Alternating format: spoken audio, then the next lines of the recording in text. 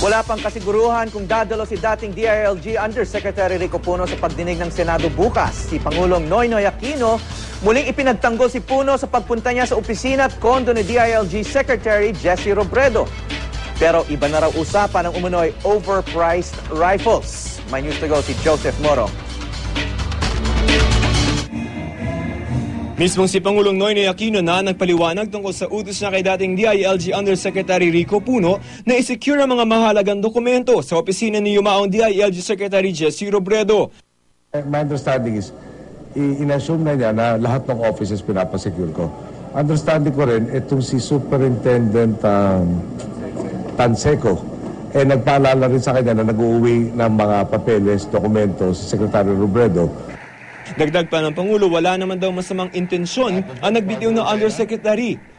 Sinigurado na niya sa akin pananaw, no, na ma-secure lahat ng pwedeng pinaglagyan itong mga documents. Hindi para kunin, hindi para tignan, pero siguraduhin na hindi mawala lahat itong mga dokumento sa yung posibilidad na iba't ibang mga tanggapan ni Secretary Robredo nakalagay. Pero sa isyu ng pagbili ng di umano'y overpriced rifles, hindi tahasang dinepensahan ng Pangulo si Puno. Ayon sa Pangulo, pinapasiyasat niya sa yumaong kalihim na si Robredo ang ukol sa tila maanumalyang pagbili ng mga rifle. Lahat daw na may kinalaman dito ay pinaiimbestigahan. Well, gusto ko ma-check yung buong proseso at gusto ko ma-check bakit na ganito ang resulta. So lahat ng involved doon, siyempre dadaan doon sa pagsisiyasat para malaman nga paano nangyari ito lalo ng sa replay. Nauna nang sinabi ng Pangulo na si PNP Chief Director General Nicanor Bartolome ang napipisil niyang pumalit kay Puno bilang Undersecretary for Peace and Order ng DILG. Pero tila nagbago na ang ihip ng hangin dahil ipapaubayan na lamang daw ng Pangulo kay incoming Secretary Mar Rojas ang pagpili ng kanyang mga Undersecretary. Wala pa rin daw kasiguraduhan kung may ibang trabaho sa gobyerno na naghihintay kay Puno. Wish stay quiet. Well, sa ngayon, it's under consideration pero wala pang firm.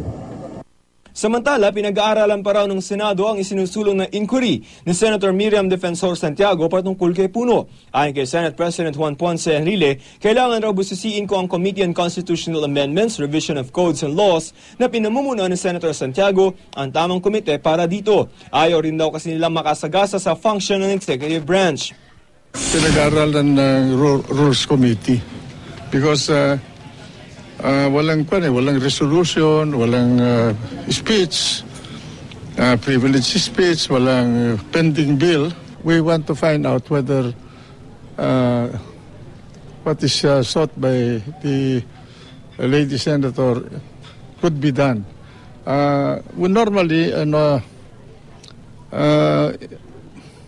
if there's an oversight of that committee, that oversight can function. Joseph Morong, GMA News.